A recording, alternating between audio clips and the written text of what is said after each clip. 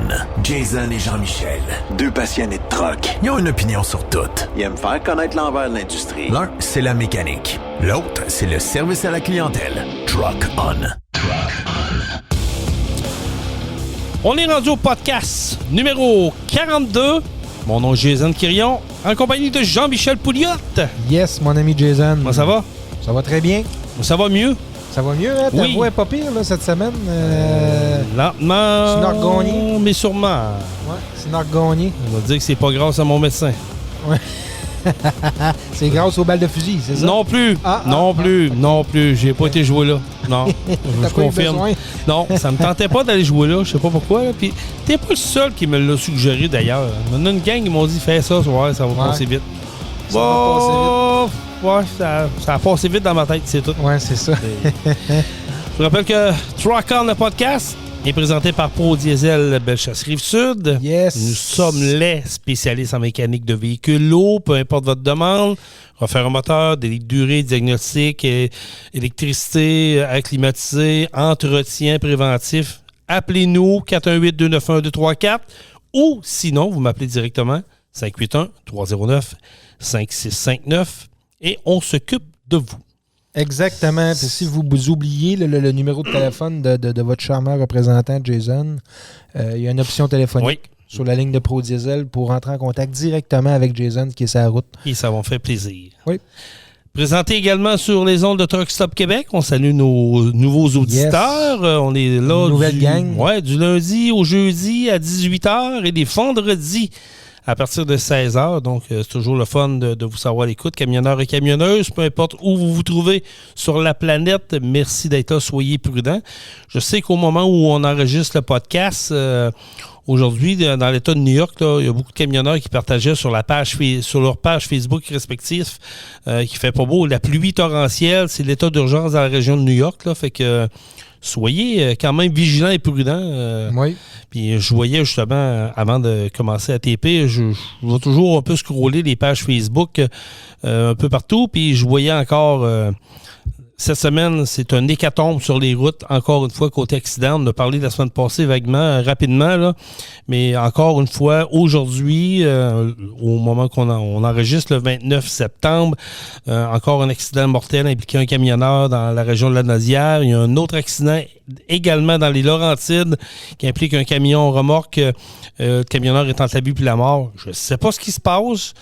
On en a discuté amplement, puis j'ai l'impression que ça rempire encore. Fait que, en tout cas, on ne souhaite pas que ça rempire, là, mais ça regarde pas bien de ce qu'on voit dans l'actualité. Pour vrai, là, est-ce que le monde sont beaucoup pressés? Est-ce que le monde sont stressés? Est-ce que c'est encore de la fatigue, la mode cellulaire, la fatigue? Un mélange de ces belles combinaisons. Ils se font couper le chemin. Il y a un peu de tout là-dedans, là, mais... Soyez prudents, c'est tout ce qu'on a à vous dire. Là, puis c'est le mot d'ordre. Puis si vous avez des commentaires, écrivez-nous sur notre page Facebook de Truck On. Allez vous abonner d'ailleurs à la page Facebook également de Pro Diesel Bellechasse Rive-Sud et à la page Facebook de Truck Stop Québec, la radio des camionneurs.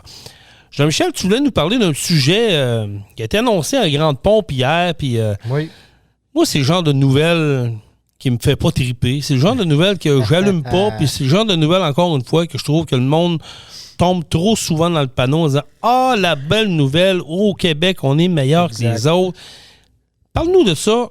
Je vais dire comme notre ami Justin Trudeau, une giga. Il n'est pas capable de dire une giga, lui il a dit une giga. Là. Faites vos recherches, vous allez le trouver. Une giga usine de composantes de batterie sera construite au Québec. Donne-nous donc les détails, Jean-Michel. En tout cas, j'ai pas de détails extrêmes, mais on a parlé il y a une couple de semaines, là, justement, là, des compagnies aériennes qui ont été subventionnées, par-dessus subventionnées, avec des dirigeants qui ont des salaires incroyables. Là, on nous annonce l'ouverture d'une usine, la construction plutôt, d'une entreprise suédoise qui est Nordvolt. C'est une usine de fabrication de composantes de batterie pour les voitures électriques. OK. C'est une usine qui va avoir, grosso modo, 3000 employés. Fait que c'est quand même bien. Quand on voit ce côté-là, on dit, c'est super. en espérant qu'ils trouvent tout le personnel, parce qu'il y a une pénurie de personnel au Québec. OK? Ça va être des bons emplois aussi. Là. Ça va être des emplois qui vont être bien rémunérés. J'imagine. Fait que ça devrait avoir des belles retombées. Sauf que le gouvernement fédéral et provincial vont investir dans ce projet-là 7 milliards. 7 milliards de nos argents pour cette usine-là. Qui va en coûter quoi? 9 milliards au total tout? Je sais pas. Je sais pas où ça va se rendre, mais si on fait un petit calcul rapide, là, moi, je me suis amusé à diviser le 7 milliards que ça va nous coûter versus les 3 000 emplois. Puis ça nous fait un coût de 2 333 000 par tête. Là, ça veut dire que chaque emploi là-bas va coûter aux contribuables 2 333 000. Ça veut dire que quand même que l'employé reste à l'emploi de cette usine-là 25 ans, 30 ans, il ne repayera jamais ce que ça nous a coûté avec ses impôts. Mais moi je me pose une question, encore une fois. Nos deux paliers de gouvernement avaient l'air très heureux d'annoncer ça en grande pompe. Il y a des prêts garantis, il y a des prêts remboursables, il y a des montants on ne sait pas trop comment que ça va fonctionner. On parle quasiment d'une start-up, là, parce que cette compagnie-là, elle n'a pas de preuve de fait à nulle part sur la planète. À moins que je me trompe, mais c'est ce que j'ai cru entendre hier par quelques spécialistes qui disaient on ne connaît rien de cette entreprise-là. On ne connaît absolument rien. Fait que, tu sais, je veux dire, tu investis des milliards de dollars alors que, on va se dire des vraies affaires, là. Il y a des commerces qui en auraient peut-être de besoin, puis quelques infrastructures qui n'auraient peut-être de besoin. Ouais. Là, tu vas me dire oui, puis vous allez nous dire, ouais, mais les gars, ça crée de l'emploi, il y en a des compagnies de transport, il y en a qui vont travailler là-dessus. Oui, je comprends tout ça, là, qu'il va y avoir de l'excavation, il va y avoir du transport de matériel, il va y avoir beaucoup de monde qui vont travailler à la fabrication de cette usine-là, au stationnement, au terrassement. Je comprends tout ça. Là. C'est des impôts qui s'en vont dans les coffres de nos deux paliers de gouvernement, les taxes qui s'en vont également. Mais est-ce que c'est une compagnie qui peut nous faire des mains à tout moment? Je sais pas. Je suis présentement sur le site Internet de l'entreprise qui est en Europe. Ça a l'air de quoi? Ça a l'air de... Comme je te dis, moi, de l'impression que j'ai vue, puis j'écoutais parler du monde hier en redescendant à la radio. Puis, comme je te dis, ça a l'air d'une start-up. Ça a l'air de ils n'ont pas de preuve de fait encore. Tu sais, je veux dire, je suis correct, là. Il paraît qu'on était en compétition contre la Californie, si je ne me trompe pas, là. Puis là, on a dit, on a gagné. Mais on a gagné avec l'argent des contribuables, encore une fois. On les a achetés. On a acheté cette entreprise-là pour les amener ici. C'est pas compliqué, là, pour qu'ils s'installent chez nous. De ce que je vois, là, ils disent que Nordvoll lève 1,2 milliard de dollars de billets convertibles. C'est une entreprise qui roule déjà en Europe et tout, puis de ce que je vois de leurs installations, d'après moi, ils étaient capables de se bâtir tout seul ici. Là. Il n'y avait pas besoin d'une aide financière de 7 milliards. C'est ce que je pense, mais encore là, on a voulu être en avant des Américains. Ouais, donc, on s'est dit, si on veut les avoir, il faut déplier. Excusez, il faut déplier absolument. Exactement. Là, on déplie... On déplie considérablement. On déplie beaucoup. C'est sûr que là, il parle de 3 000 emplois directs jusqu'à 3 000 emplois directs. C'est sûr que ça va créer des emplois indirects, qu'il y a des entreprises autour de cette usine-là qui vont faire de la sous-traitance, qui vont travailler. J'imagine que le gouvernement a fait le calcul, je ne peux pas croire. Là. Pardon? Non. On fait les calculs, on fait des stats, on a regardé les possibilités, puis ils ont une bonne idée de ce que ça va rapporter. Oups, pour ça, c'était ça-là. Le gouvernement qui a fait des calculs. J'imagine que oui, là, qu'en réalité, ils connaissent les retombées que ça va avoir, un approximatif, une retombée aussi qu'il va avoir dans l'économie régionale, autour, avec les entreprises aussi. J'imagine que c'est fait. Là. Je ne peux pas croire qu'ils allongent 7 milliards comme ça sans avoir fait aucun calcul, puis qu'ils sont juste contents d'avoir 3 000 emplois de disponibles en Montérégie. Mais en sachant aussi qu'il y a un gros manque de main-d'œuvre. Moi, je trouve que ça a été fait un peu en catastrophe, cette annonce-là. J'ai l'impression que c'est arrivé de nulle part, puis sais, des fois, tu peux en entendre sur le coin d'une table entre deux gars, là, tu écris ça sur un coin de papier, puis on s'en va de même. Ça me donne cette impression-là. J'ai l'impression qu'on ne sait pas trop encore où est-ce qu'on s'en va. Il faut comprendre que la CAQ sont en chute libre présentement dans les intentions de vote au Québec. Là. C'est leur pire sondage dans les 4 ou 5 dernières années pour la CAQ. Ouais. Est-ce que puis Justin Trudeau ne va pas bien non plus du côté du fédéral? Là. Les libéraux sont en chute libre également.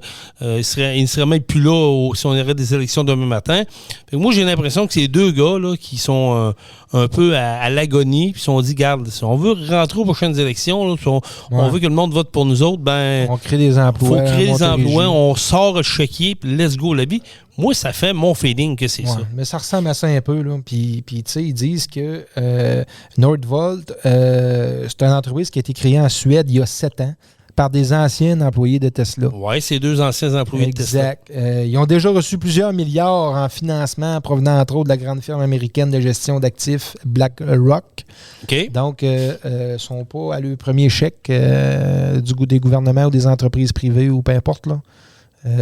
C'est ce qu'on voit. Puis, ils ont commencé à faire des batteries là, à la fin des années 2021. Fait que c'est ça. C'est très neuf comme entreprise. Ah, pour être neuf, comme je te dis, je me répète, mais c'est un start-up. Là, ils s'en viennent au Québec. Ils vont avoir une partie qui vont investir, mais c'est pas eux autres qui prennent le gros du risque. Parce que si demain matin, en partant, puis après un an, ça marche pas, mettre la clé dans la porte, on perd de l'argent là-dedans. Il faut que la demande soit là. Eux visent à fournir les constructeurs automobiles, dont Volkswagen, BMW, Volvo, cette gang-là. Là. Fait que, en espérant qu'il y ait un bon carnet de commandes de plein, un carnet de commandes qui est plein, puis qu'ils connaissent un peu le marché par ici aussi, parce que là, ils ne pourront pas juste se soigner le stock en Europe. Là. Non, c'est clair, mais... Moi, là, ça me fait l'impression, tu sais, on en a parlé, Jean-Michel, là, on en parle amplement du tout électrique, là. Puis moi, ça me fait l'effet, encore une fois, c'est garoché vite. On va s'en aller là-dedans, les yeux fermés. La première année, ça va être beau, c'est tout nouveau, tout beau. On va lui donner, tu sais, comme je te dis, carte blanche, ça va être parfait. Mais j'ai une vague impression que d'une couple d'années, ça va devenir un éléphant blanc. Ouais. Hey, c'est gros, là. On parle de combien de terrains de football, là? C'est immense, là. C'est sur 2 municipalités. C'est à McMasterville puis à Saint-Basile-le-Grand, sur les 2 territoires en même temps. Ça va être immense, là. Puis, tu sais, je comprends, là, que on est là, puis oui, on veut tout virer électrique, mais je parle encore avec des gens, là. J'ai parlé avec un monsieur cette semaine dans la région de Montmagny, puis lui, il me l'a dit. Il dit, moi, là, le jour qu'on va m'obliger à m'acheter des camions électriques, il dit, c'est bonne valeur. Il me dit, je mets la clé dans la porte, ça arrête ça, là. Ouais. Tu sais, il ne nous donne pas d'alternative. Il est là, le maudit problème. Je peux comprendre, là, que ici au Québec, on a vu que pour ça, là, parce que j'ai l'impression qu'on connaît rien que ça, l'électricité. Là. On veut bâtir des barrages, on veut encore créer des parcs éoliens. À des endroits, il y a des parcs de panneaux solaires. On n'aura pas le choix parce qu'on ne fournit pas l'électricité. Mais je comprends. Mais je vais revenir à mon petit calcul de tantôt. Oui, vas-y. Je me suis amusé à faire un autre calcul. J'ai divisé le 7 milliards. Parce qu'on s'entend que 7 milliards, c'est du cash. Là. Un peu, oui. On divise ça par la population canadienne qui est d'environ 38 millions. 38 millions. Ça nous coûte chacun et chacune 184 $ de nos poches. Chaque Canadien va débourser 184 $ pour cette usine-là. Oh, juste 184 pièces. C'est pas si pire que ça. Là. Ouais. Je pensais que ça allait être pire que ça. Tu m'encourages un peu. Là. Mais non, on va tout, ça donne un peu une idée de ce que ça va nous coûter. Je sais pas.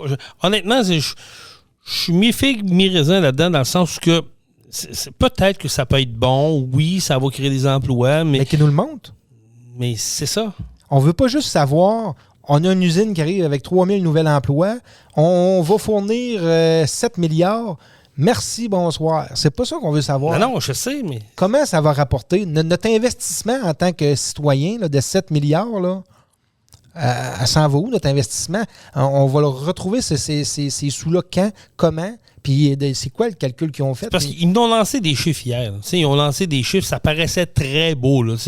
Notre premier ministre du Québec, monsieur... pas drôle, j'oublie même son nom, ça va très bien. Là.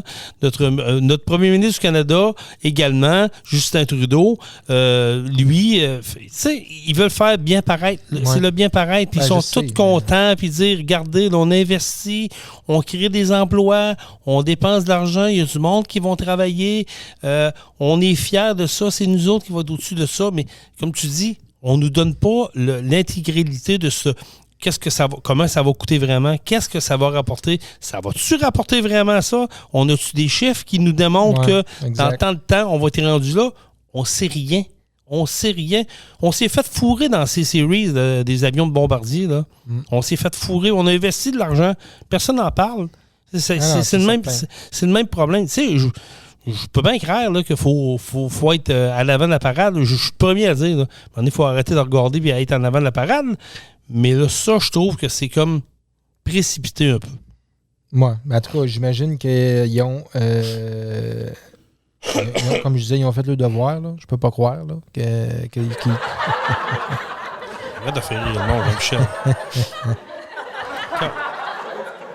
Fait que, c'est ça. J'imagine qu'ils ont fait le devoir. Fait qu'on va attendre. Arrête de dire ça! On va attendre le résultat de tout ça. On va voir ce que ça va donner. Puis on n'a pas le choix. C'est pas nous qui décidons. Non, mais j'ai peur que ça devienne un méga éléphant blanc au Québec. Ouais. C'est mon inquiétude.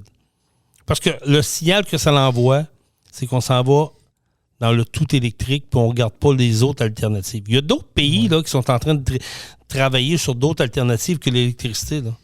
Allez pas croire que c'est juste ça, le pétrole ou l'électricité. Là. Il y a d'autres pays là, qui travaillent présentement sur de l'essence, pas de l'essence artificielle, mais une essence modifiée pour qu'il y ait zéro émission. On a plein de choses qui sont en route, mais on n'en parle pas ici. Nous autres, ici, c'est de tout électrique, puis on cash, on dépense du cash, puis let's go la vie, ça va bien. Ouais, les gouvernements, là, j'étais en train de lire un petit texte là-dessus, là, justement. Là, ils disent que selon le prévision, les retombées économiques qui devraient être générées par ça devraient être égales à l'investissement, donc 7 milliards, après 5 à 9 ans d'opération. Ça, c'est... moi, je dirais, en tout cas, j'ai bien hâte de voir ça. 7 à 9 ans? 7 à 9 ans. On en reparlera dans 20 ans de ça.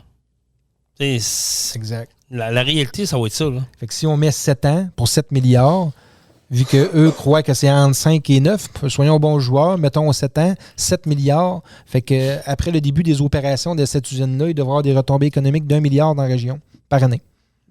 Pendant 7 ans. Si on se fie à ça. C'est ça. Oui. Si on se fie à ce qu'ils disent. Mais c'est ça. J'ai des gros doutes. Puis je veux pas être négatif. Non, moi non plus. Là. Si ça fonctionne, puis tout est là, puis c'est super, puis il y a 3000 nouveaux emplois qui sont payants, des emplois de qualité dans la région, puis tout, bingo, tant mieux. C'est super. Parce que c'est juste que moi, ce que j'en ai, c'est qu'on est encore obligé d'investir, intervenir avec de l'argent. Exact. Je veux dire, il est là, puis je suis peut-être dans le champ, là, puis vous avez le droit de nous l'écrire, là, vous avez le droit de me chanter des bêtises. Je vais y prendre les commentaires. Mais c'est encore, une fois, nous autres qui va payer pour ça, alors qu'il y a bien des entreprises au Québec qui n'auraient peut-être de besoin, qui pour survivre ou pour agrandir ou pour être plus compétitifs dans le marché mondial. Mais là, on envoie toutes nos billes au même endroit. Je sais pas, j'ai un bémol. Je suis peut-être mal fait, ça se peut. Mais j'ai un gros bémol là-dessus. Oui, mais en tout cas, c'est le temps qui va nous le dire. Exactement. C'est plate. Exactement. Hey, Jean-Michel, je veux qu'on parle de quelques nouvelles insolites. Je veux qu'on détende un peu l'atmosphère. Il me semble que ça ferait du bien un peu. Puis allons-y, mon ami Jason. Ça se passe du côté de Saint-Boniface. Puis c'est pas des farces. Les prochaines infos qu'on vous donne, là, c'est arrivé pour de vrai. Ça se passe du côté de Saint-Boniface. C'est 16 locataires d'un immeuble d'habitation à loyer modique, un HLM, là, qui sont aux prises avec 2 coqs qui se sont installés sur leur terrain de leur résidence. Et au dire des locataires, ça chante à tous les matins, de 5h30 à 7h. Ça va faire le tour de l'édifice. Ils nous chantent un cocorico bien senti tous les matins, explique un résident, Luc Heinz. Personne ne sait comment sont arrivés ces deux intrus. On s'est réveillé un matin, il y avait deux coqs sur le terrain, puis se sont mis à chanter cocorico. Mais là, ils veulent pas les déloger ou quoi? Ils sont pas capables de les pogner. Ils sont pas capables de les pogner. C'est pas drôle. Hein? Là, la question qui se pose, c'est y a-tu quelqu'un qui a voulu lui jouer un tour? Ils ont été dompés deux coqs là, ou ces deux coqs qui se sont enfuis, puis à un moment donné, se sont ramassés là, puis là, ben, l'herbe est plus belle là, puis ils ont décidé de migrer là. Ben, ça peut arriver. Là. Moi, j'ai des poules chez nous, puis ils se sont sauvés là, cet été. T'as-tu des poules chez vous? Oui, j'ai des poules chez nous. En liberté? Non, pas en liberté. Okay. Ils sont dans un petit poulailler. Puis ils se sont sauvés cet été. Ils ont ouvert la porte. Je n'ai aucune foutue idée comment ils ont sorti de là. J'étais en vacances en Gaspésie. Puis, même en vacances, et oui, je suis sur Facebook de temps à autre. Donc, je scrollais mon Facebook. Puis là, j'ai vu un fameux spotted Bellechasse qui avait des poules en cavale dans mon quartier. Oups! Et là, j'ai regardé ma conjointe. Je me dit, ouais, j'espère que c'est pas les nôtres. Hein? Comme de fait, quand je suis C'était les tiennes? Oui. Sérieux? Oui, quand je suis revenu de vacances, ben là, mon voisin, il me contait ça, que mes poules étaient parties, mais il les a ramassées. Il les a pognés. Puis il les a ramenés chez OK, au moins, il les a ramenés. C'était très gentil, oui. OK, c'est pas un voisin qui a finalement décidé de se faire un barbecue gratis. Non. Ah bon, moi, tu as récupéré tes poules. Oui, j'ai récupéré mes poules. Des poules pondeuses? Oui, des poules pondeuses. Okay. Fait que toi, ça te coûte pas cher d'œufs pour déjeuner? Exact. Mais là, j'ai une poule qui me coûte cher, là, par exemple. Elle mange les œufs, c'est des autres. Hein? Oui, elle mange des œufs. Une poule est capable de manger un œuf? Oui, elle casse la coquille avec son bec, puis elle mange l'œuf. Mais là, à l'écart? Ouais, mais là, j'ai pas trop de place à la mettre à l'écart. Puis là, je me doute de savoir c'est laquelle. OK, là, faut que tu trouves, c'est vrai. Je dis, c'est laquelle que je clenche dans tu comprends? Faut que je sois sûr, je la pogne sur le fait. Et là, faut que tu te mettes un système de caméra de surveillance, là. Parce que là, c'est ça. Je dis, une poule, ça coûte 7-8 piastres. Bon, excusez. Sweet Caroline. Ouais, c'est ça. C'est une maçonnerie, c'est pas grave. Fait que c'est ce que je disais. Je dis, tu sais, une poule, ça coûte 7-8 piastres. Fait que là, si elle me mange 10-12 piastres d'œufs par semaine, là, c'est pas trop long que je vois la clairie du poulailler. Ah ben là, oui. Fait que là, t'as pas le choix. Faut que tu installes un système de caméra de surveillance. Ouais. En tout cas, je sais pas ce que je vais faire avec ça, là, mais là, l'hiver arrive. Là, je devrais être bon pour régler. Fait que là, elle est en train de se rebeller. Elle dit, toi, t'as fini. Mais je voyais qu'il y en a une plus grosse que les autres. Ça m'a dit. Il y en a une plus grosse que les autres, mais savoir que c'est elle. Elle est bonne dans ta barouette. Ah, j'aime ça. J'aime ça, des poules de même. Non, moi, je sais que dans mon coin de chez nous, à Scott, j'ai un monsieur qui a un gîte. Puis il y avait des poules en liberté sur le terrain. Il les laissait lousse. Il y avait des canards, des poules. Puis c'était de toute beauté, mais c'est parce qu'à un moment donné, des poules se ramassaient à sa rue principale. Ben, c'est ça. Pas si tu le sais, là, mais dangereux pour un accident, ça. Hein? Oui. Fait que là, il a tout oublié déclôturé. Il n'a pas eu le choix. Oui, il n'a pas le choix. Là. Mais c'était. Même sa piste cyclable de l'autre bord, il se promenait sur sa piste cyclable, eux autres. Tu vois, la vie était belle, là. C'est drôle à voir, mais quand c'est tes poules, tu cours après, c'est plus tellement. Ouais, c'est ça. Non, moi, je ne serais pas un gars d'avoir de poules. Mais oui, la beauté de la chose, c'est qu'au moins tes œufs te coûtent pas cher. Tant qu'il n'y en a pas qui c'est pas le fun, puis c'est pour les petits gars chez nous. Oui, il y a ça. C'est ça, c'est l'entretien. Les petits gars aiment ça, s'occuper de ça, lui donner à manger, puis tout. Puis, c'est cool, ça. Hey, autre nouvelle insolite. Elle est bonne, celle-là. 2 ours cambriolent un camion de beignes sur une base militaire en Alaska. Ça, c'est vrai. C'est pas des fanteries. Là. Mais ils n'ont pas embarqué au volant. Là. Écoute bien ça. 2 ours ont entrepris d'engouffrer la cargaison d'un camion de livraison de l'entreprise Krispy Kreme. Stationné en plus, ils ont choisi les meilleurs, les Krispy Kreme, les tabarouettes. L'entreprise stationnée à proximité d'un dépanneur de la base militaire conjointe de Elmsford et Richardson.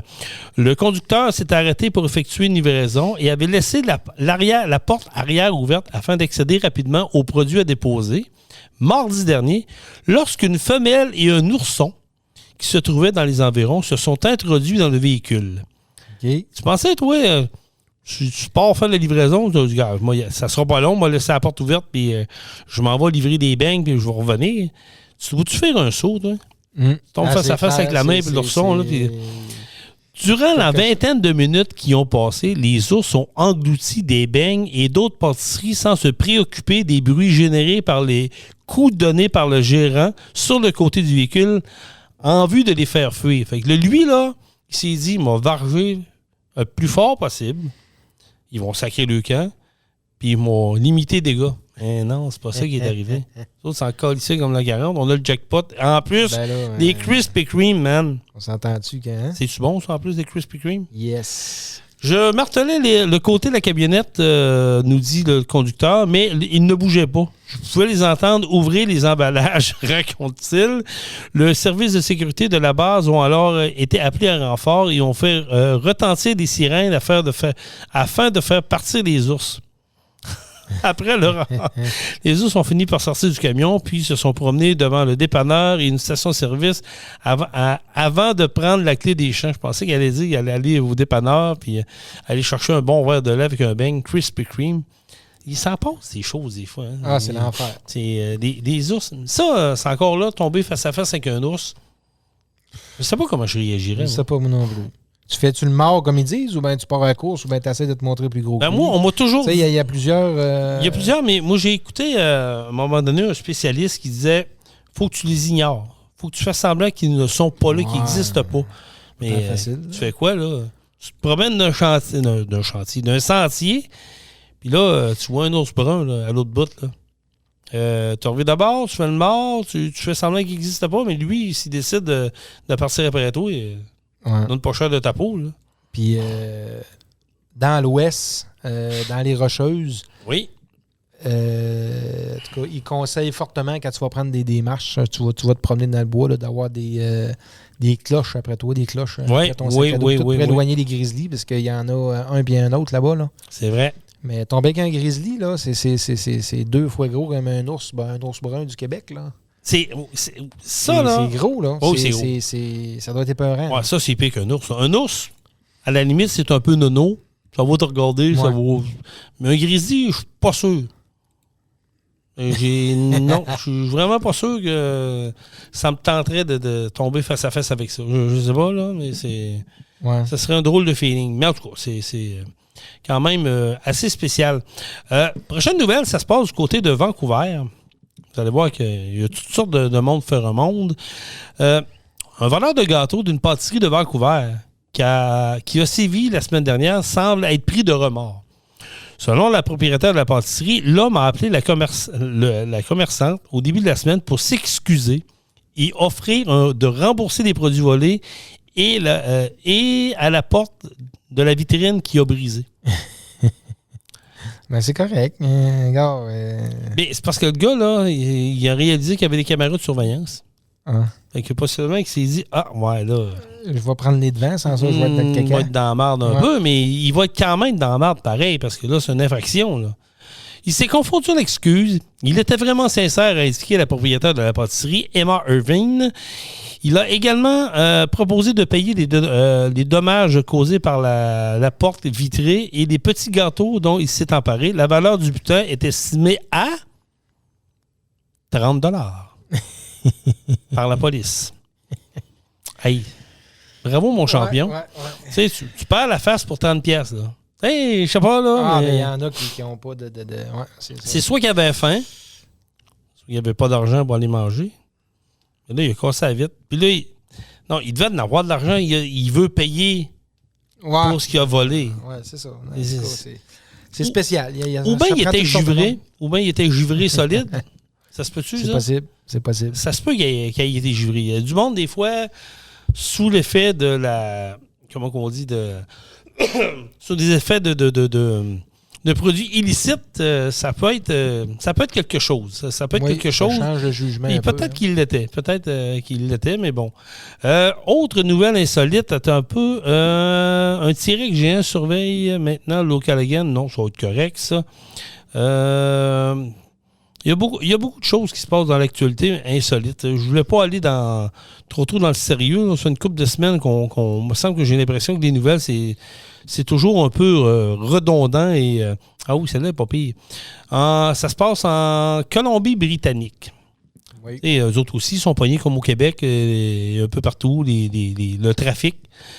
Fait qu'il y en a un qui a décidé, qui a dit, ouais, moi, je suis tanné d'arriver en retard. Tout le temps, les routes de fermées, puis tout le temps, il se passe tout le temps de quoi.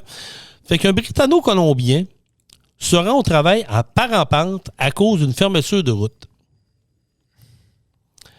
Le monsieur qui avait pour habitude de mettre 18 minutes pour aller au travail par la route 97 dans la région de Summerland, au sud de Kelowna, dans l'intérieur de la Colombie-Britannique, c'était jusqu'à ce que la route reliant le centre et le sud de Okanagan soit fermée le 28 août dernier après un important éboulement.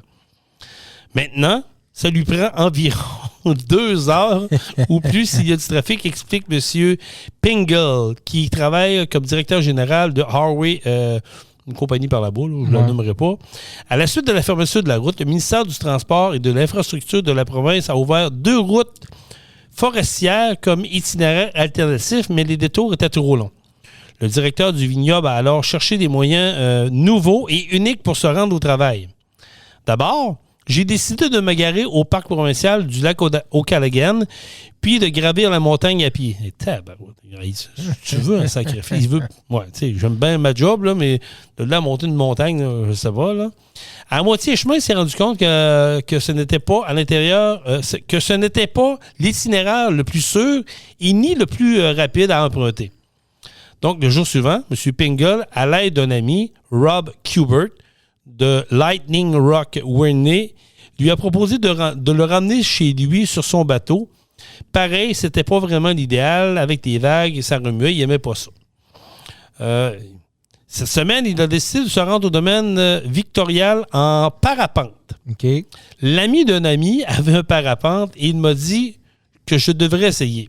Dans une vidéo publiée sur sa page Facebook et Instagram du vignoble Summerland, on peut voir Craig Pingle accrocher un parachute à un sac à dos,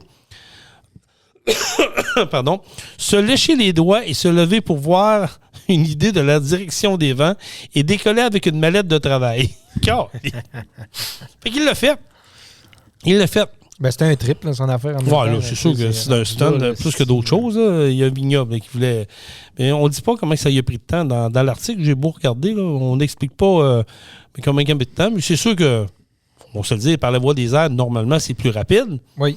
Mais je suis pas sûr que... S'il faut que tu escalades une montagne pour les... Ouais, je suis vraiment pas sûr que c'est une bonne idée. Mais bon, il l'a fait. Bravo à M. Pingle qui a... Tu sais... Il y a des bonnes intentions. Oui, c'est une bonne idée. C'est une bonne idée. Tu sais, tu te souviens, quand on était jeune, Jean-Michel, on se faisait tout le temps dire, tu vois, en l'an 2000, les chars vont voler. Ah oui. Te souviens-tu de ça? Ben oui. Puis le fameux bug de l'an 2000, on a entendu parler pendant 3 ans. Oui, que les frigidaires allaient arrêter de marcher. Tout allait arrêter, tout allait bugger. Les dates. Ça, là. Tu t'en souviens, les ordinateurs, tout va tomber. Là, ils ne sont pas programmés pour dépasser l'an 2000. Oui, ça, je me souviens de ça. Ils ne sont pas programmés pour dépasser l'an 2000. Finalement, tout le monde l'a entendu, le style bug. Ça n'était une belle arnaque. Il n'a jamais eu. Il y en a qui ont fait de l'argent avec ça. C'est clair, ben oui. Tout va sauter, là, il va y avoir une mise à jour importante à faire, il faut que vous la fassiez parce que sinon votre ordinateur ne marchera pas. Le micro-ondes ne marchera plus, puis le frigidaire va arrêter de marcher, votre poêle... Sac! Tout était seté pour arrêter en 2000. Le fameux bug de l'an 2000. Et au final, il est arrivé quoi? Nada. Rien. Ouais. Et c'est rien, là. Je veux dire, ça aussi, ça a été une belle arnaque. Ben oui. Vraiment une belle arnaque. Il a tout cru un peu, là. Tu sais, oui. pas, tu dis, c'est peut-être vrai. Tout le monde en parle, tout le monde le dit. Fait qu'à un moment donné, tu finis que tu crois à ça, là. Mais au final, non, ça a été du n'importe quoi. Ça a vraiment été du n'importe quoi. En tout cas, c'est le bug de l'an 2000. Mais pour vrai, les autos volantes, moi, j'y croyais. Hein. Ouais. Non, mais tu dis, t'es dans les années 80, t'es un petit cul, là, tu te promets, tu joues avec tes Matchbox, là, puis tu regardes un peu, puis le monde dit, vous allez voir, l'an 2000. C'était loin, l'an 2000, là. Ouais. Dans les années 80, tu dis, c'est loin, l'an 2000. Chris, on est rendu en 2023. C'est quand même... on a fait un méchant trail, là. Ouais. Puis, je regarde dans le ciel encore, là, à présent, là, puis non. Pas d'auto-volant. Des hélicoptères, des avions, des hydravions, des jets, des parapentes, des montgolfières, mais non, pas d'auto-volante encore. On n'est pas à veille. Mais pourquoi? Ça serait une idée, ça. Je sais qu'il y a une compagnie, je me souviens pas laquelle compagnie qui avait lancé un prototype. Ils voulaient faire comme des taxis. Okay. Je pense que c'est dans la ville de San Francisco, dans le coin de San Francisco ou dans le coin de New York. Je me souviens pas trop, là. Mais il y a une compagnie qui a voulu faire homologuer ça. En tout cas, ils ont créé un prototype comme un genre de drone, mais avec un véhicule, 4 hélices, que tu pouvais aller embarquer là-dedans, 4. Puis tu pouvais y aller te porter à l'endroit que tu voulais. Tu sais, je veux dire, avec les drones, aujourd'hui, on peut faire n'importe quoi. Là. Ben, ils disent qu'en Europe, là, ça va sortir en 2024. De quoi? Taxi volant. Pour vrai? Oui, mais c'est un, comme tu dis, c'est un genre de un prototype? Un avion ou un genre de drone géant. Puis, va se déplacer et aller faire du taxi aérien. Ah! Je sais en Europe, ça va sortir en Europe. Je sais pas 2024, comment ça devrait être... je ne sais pas comment ça va marcher. Est-ce que ça va fonctionner avec des corridors prédestinés? Parce que là, tu peux pas mettre 10 000 véhicules aériens dans les airs parce que sais pas, ça va tomber, ça tombe sur la maison, on n'est pas plus avancé. Oui, je n'ai aucune idée, mais ça doit être pensé, ça. Là. Ils doivent avoir mijoté ça. Sauf que c'est ça. Ça sort en 2024 en Europe. Ils disent qu'on devrait en avoir d'ici 2028 dans le ciel américain. Ah! Ben ça, c'est intéressant. Parce que vous n'êtes pas sans savoir que Amazon, eux autres, sont déjà aux États-Unis. Peut-être pas par ici encore, en tout cas, moi que je me trompe. Je sais qu'Amazon font de la livraison par drone maintenant aux États-Unis. Tu peux caler le matin et tu vas l'avoir dans l'après-midi livré par drone. C'est sûr que si tu colles un congélateur sur Amazon, on peut te le livrer par drone. On est conscient de ça. Mais il paraît que ça marche très bien. C'est assez rapide, efficace. Je trouve l'idée bonne. D'ailleurs, il y a beaucoup de gens qui ont des drones pour faire un peu d'espionnage résidentiel.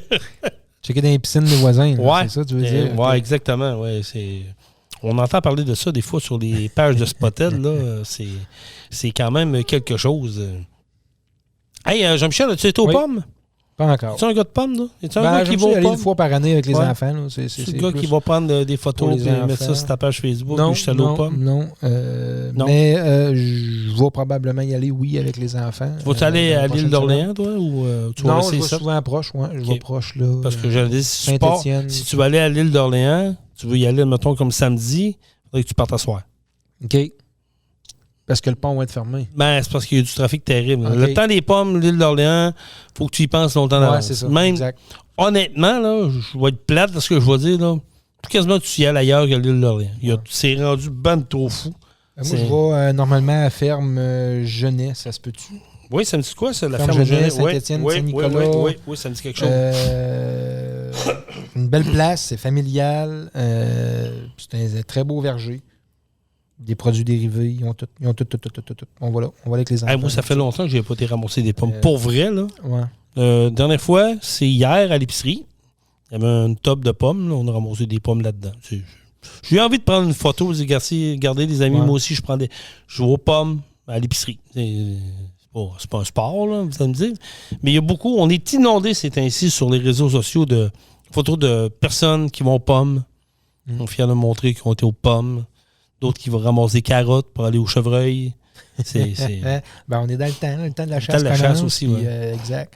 Mais c'est ça, pour en venir à la ferme Genet, juin, juillet, fraises, framboises. À août, là, on a le fameux épi de blé d'Inde. Septembre, les pommes. Octobre, les citrouilles. Fait que c'est vraiment complet. J'aimerais ça connaître les spots du monde là, qui nous écoutent présentement là, sur les applications sur Truck Stop Québec.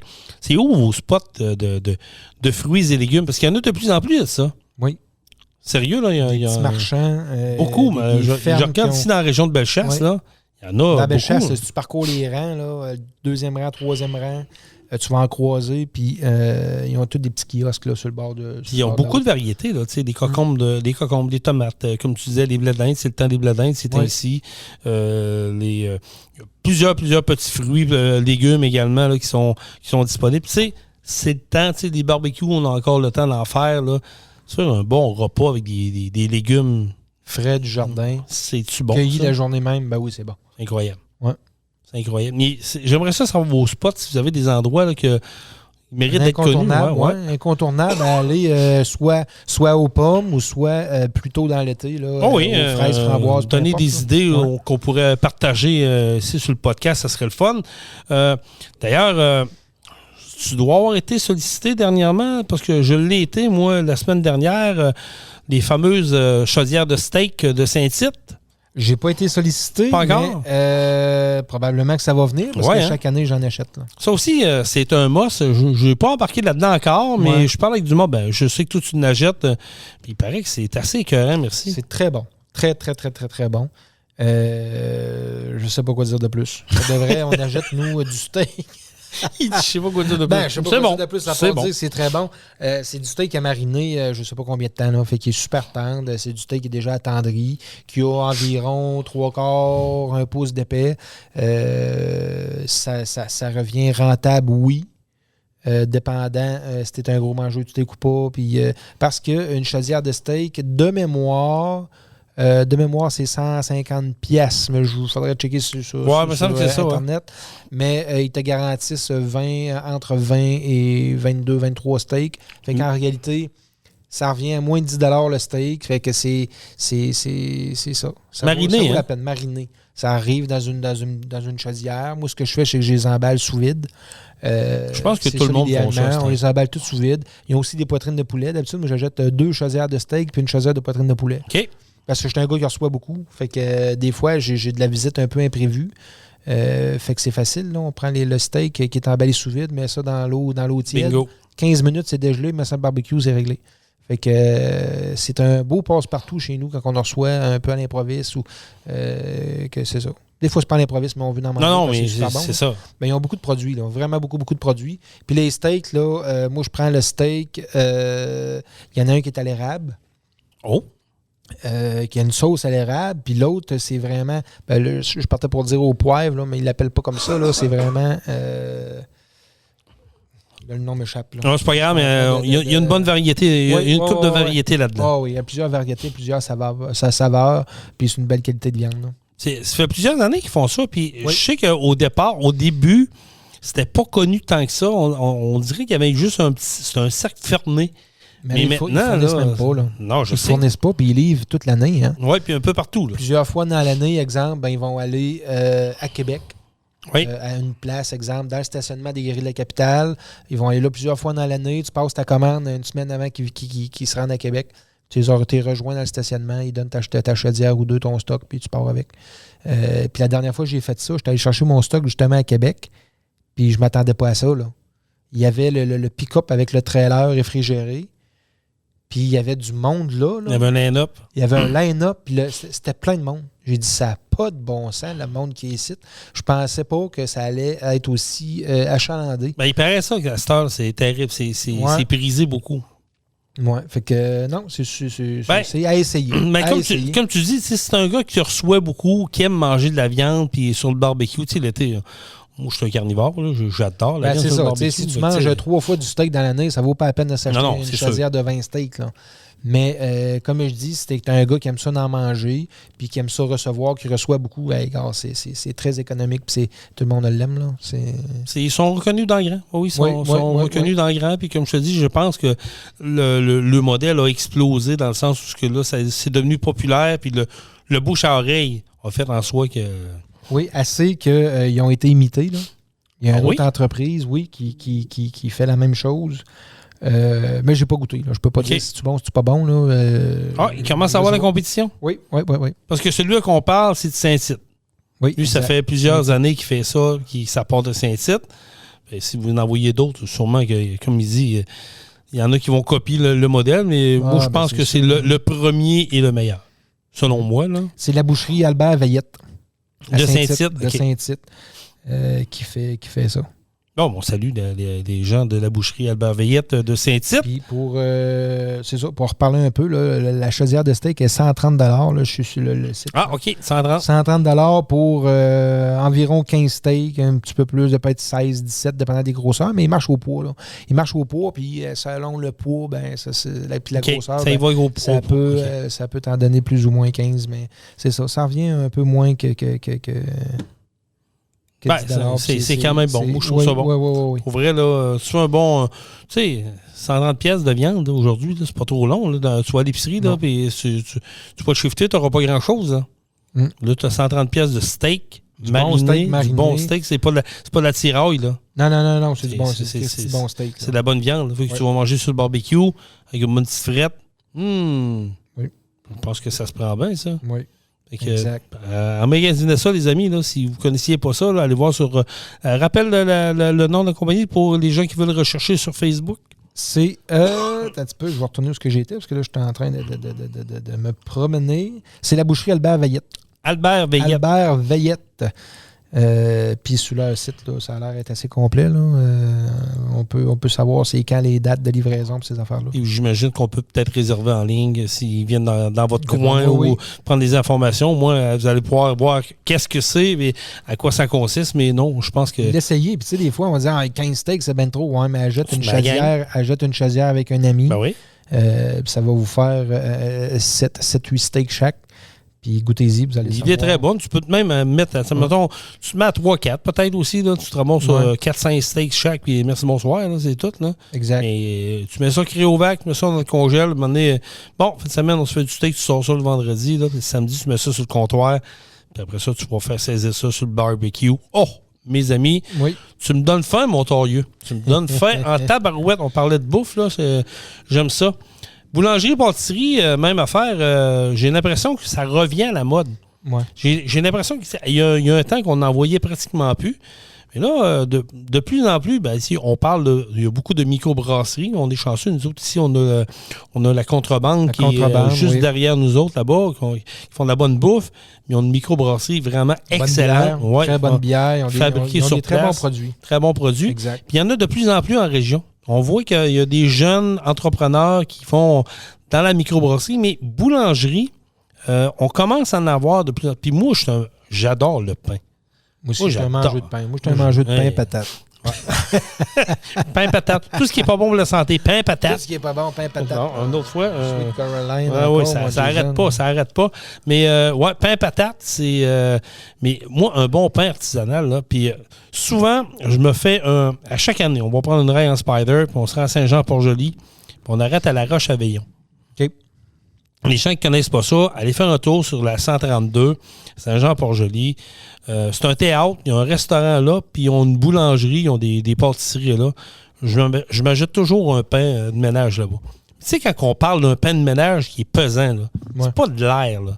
Tu sais, souvent, tu vas acheter un pain, là, il pèse rien, tu dis, bon, il y a de l'air. Là. Lui, tu le prends, là, il est pesant. Là. C'est un pain consistant. Tu fais une tranche à pèse. Là, avec du beurre. Puis d'une poêle de fonte. Oh, man, c'est la vie. C'est tellement bon. C'est tellement bon. Là. Moi, je capote.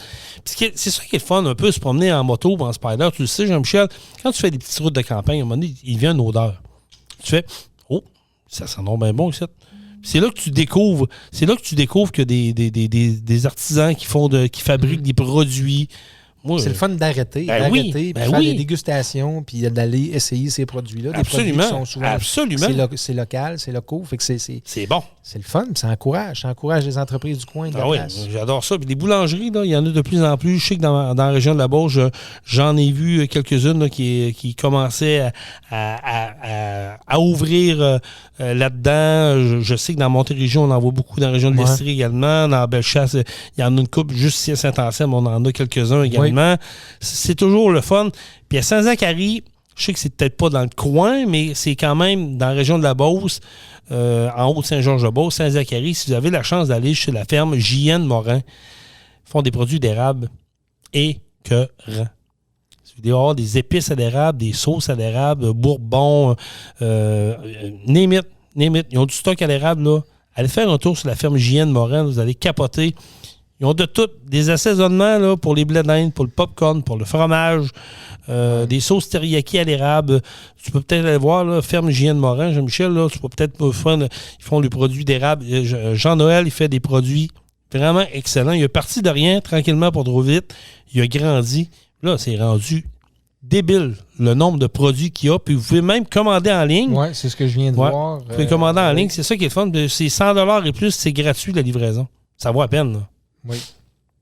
Ben, c'est ça. Il y a une grande variété. On parle de sauce barbecue, produits d'érable, confiture et gelée, marinade, panier cadeau. Il y a du prêt à manger. Il y a un peu de tout. J'en passe. Là. Puis là, je ne décortique pas tous les produits un par un, parce qu'il y en a. Tu vas en avoir un puis un autre. Là. Il y en a énormément. Mais c'est ça. C'est le fun de découvrir ces places-là. Puis, absolument. Les encourager. Oui, c'est comme ici dans la région, là, Guillaume qui fait des produits décembre 33, là, le sirop d'érable, là, tout ça, là, même affaire. Il fait du whisky. Enfin, son sirop d'érable est, j'allais dire mariné, mais son sirop d'érable est envoyé dans des barils où il y a eu du whisky, où il y a eu du rhum, où il y a eu des boissons fortes. Puis son sirop d'érable, il fermente là-dedans, si vous voulez, puis il est transféré en bouteille. Écoute, ça aussi, là, ça goûte le ciel. Ça, c'est vraiment dangereux. Là. Si tu goûtes à ça, tu fais des petits shooters de sirop de même. Là. Moi, je mets ça dans mon café. C'est que, exemple qu'on va prendre un baril de cheminot. Oui. Puis il vous fait, comme Jason disait, il va faire vieillir son sirop d'érable dedans. Ça va teinter le goût du sirop d'érable avec ce qu'il y avait dans le baril. Fait que ton sirop d'érable va avoir un goût de cheminot, de brandy.